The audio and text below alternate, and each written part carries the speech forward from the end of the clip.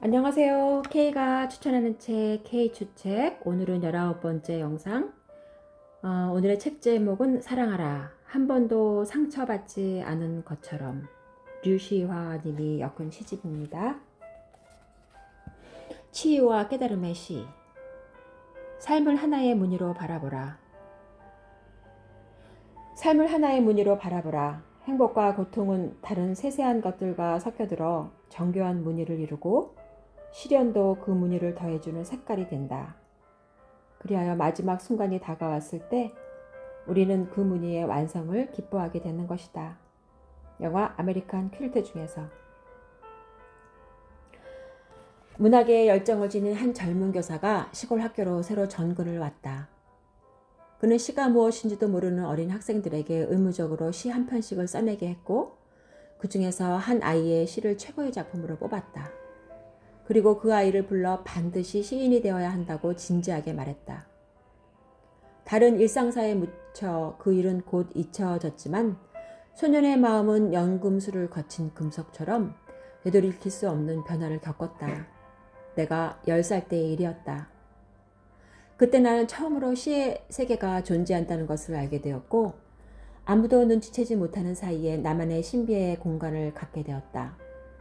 그것은 아이들과 놀 때나 식구들과 함께 있을 때는 잘 드러나지 않지만 내가 혼자 뒷산이나 마을 앞 강으로 걸어 나가면 갑자기 존재를 드러내는 그런 내면 세계였다. 강에 자란 휘어진 풀들, 수면에 비친 영혼, 설이 내린 들판, 작고 흰 돌멩이, 무덤가에 죽어있는 풀벌레 등이 내게 무엇인가 말을 걸어왔다. 하지만 그것들은 일상적인 언어로 옮기는 순간 본래의 색채를 잃고 퇴색하곤 했다. 신비주의를 뜻하는 미스티시즘은 고대 히라버 미스테스에서 온 단어로 입을 닫고 비밀을 지킨다는 뜻이다. 일부러 입을 닫고 말을 하지 않는 것이 아니라 자기의 선택과 상관없이 말을 할 수 없게 되는 것, 그것이 곧 신비이다. 존재를 압도하는 경험이 언어적인 표현을 무의미하게 만들어버리는 것이다. 시인에게 이 신비의 체험은 더없이 중요한 일이다. 시는 영혼과 세상을 연결해준다. 그리고 그곳에서 인간이 서 있는 자리를 재확인시켜준다. 시드니 레페트는 썼다. 매 순간 인간의 손으로 지어지지 않은 것들을 유심히 바라보라. 하나의 산, 하나의 별, 구불거리는 강줄기. 그곳에서 지혜와 인내가 너에게 찾아오리니 그리고 무엇보다도 이 세상에 혼자가 아니라는 확신이. 시는 인간 영혼의 자연스러운 목소리다. 그 영혼의 목소리는 속삭이고 노래한다. 그 목소리를 듣기 위해서는 잠시 멈추고 귀를 기울여야 한다. 삶을 멈추고 듣는 것이 곧 시다. 시는 인간 영혼으로 하여금 말하게 한다. 그 상처와 깨달음을, 그리고 시가 가진 치유의 힘이 있다. 우리의 육체적인 존재가 영적인 체험을 하는 것이 아니라 사실 우리는 영적인 존재이며 이 지구 차원에서 육체적인 체험을 하고 있는 것이다. 이 삶은 영혼 여행의 일부이다. 흔히들 시를 감상적인 문학 장르로 치부하지만 시는 감상이 아니라 이 불가사의한 삶에 대한 인간의 가슴에 던지는 질문이다. 시는 진정한 삶을 살도록 자극한다.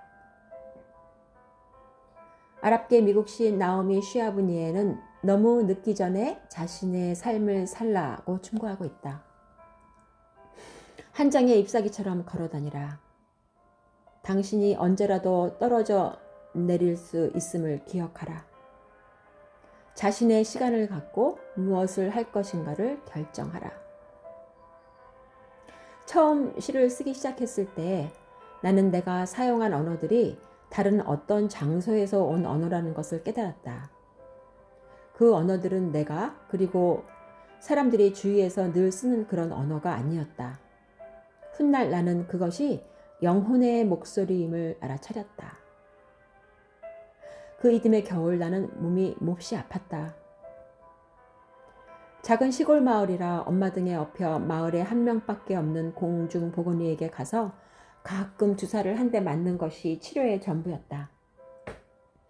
머리가 허연 그 늙은 의사는 술을 너무 좋아해 코가 빨간 사람이었다.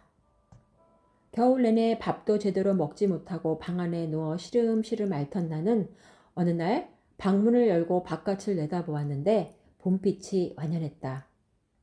간신히 몸을 일으켜 마당으로 내려가 화단의 흙을 살살 파보았더니 연초록 싹들이 흙을 밀치며 일제히 올라오고 있었다. 다시 방 안으로 돌아온 나는 엎드려 봄에 대한 시를 썼다. 그리고 곧 병이 나았다. 시를 쓰면서 나는 내 자신이 치유되고 있음을 느낄 수 있었다. 때로 우리는 삶 그 자체이면서 동시에 삶에 상처받는 사람들이다. 상처로 마음을 닫는다면 그것은 상처 준 이만이 아니라 세상 전체와의 단절을 의미한다. 삶과의 단절이고 고립이다. 고립은 서서히 영혼을 시들게 한다. 500년 전 북인도 바라나시 겐지스 강변에 살았던 시인 까비르는 죽기 전에 아무리 많은 책을 읽을지라도 이 한 단어를 알지 못하면 그는 아직 진정한 인간이 아니다. 그 단어는 사랑이다. 라고 말했다. 까비르는 살아있는 동안 손님을 맞이하라고 말한다. 그 손님은 신, 진리로 바꿔 읽어도 되지만 다름 아닌 나 자신이다. 노벨문학상 수상자인 카리브해의 시인 데렉 윌코트는 사랑이 끝난 뒤에 사랑에서 이렇게 말한다. 너는 너 자신의 집 문 앞에 도착한 너 자신을 맞이하게 되리라. 그리고 두 사람은 서로 미소 지으며 서로를 맞아들일 것이다. 그에게 들어와 앉으라고 말하라. 고 데릭 윌코트는 쓰고 있다. 음식을 대접하고 편히 쉬게 하라고. 그리고 함께 춤을 추라고. 상처받은 자신을 초대하라. 그리고 함께 춤을 추라. 그것이 치유이니까. 손을 내미는 것은 단지 친절한 행위만이 아니다. 손은 치료의 힘을 갖고 있다. 잡는 손과 내미는 손 모두를 얼음을 만질 때 우리 손에 느껴지는 것은 다름 아닌 불이다. 아파하는 자기 자신에게 손을 내밀라.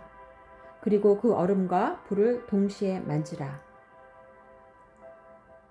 미국 시인 메리 올리버는 시작 수첩에다 적었다. 시는 단어들이 아니라 추위를 녹이는 불, 길 잃은 자를 안내하는 밧줄, 배고픈 자를 위한 빵이다. 시는 빵과 같고 향기로운 차와 같아서 모두가 그것을 나눌 수 있다. 이 시집을 엮은 이유가 거기에 있다. 수피의 성자 하즈라트 이나야카는 인간의 가슴은 돌과 같으며 그것은 다른 돌에 의해서만 깨어질 수 있다고 말했다. 폴란드 시인 안나 스비르는 연인을 만나러 가는 도중에 길에서 한 거지 여인을 지나치게 되었다. 시인은 걸음을 멈추고 그녀에게로 다가갔다.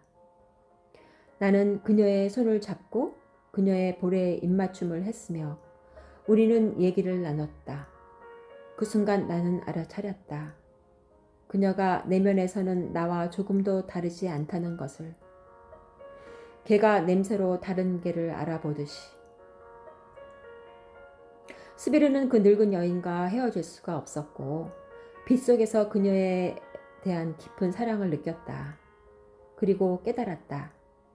애인이 기다리고 있는 곳에 더 이상 갈 이유가 없다는 것을.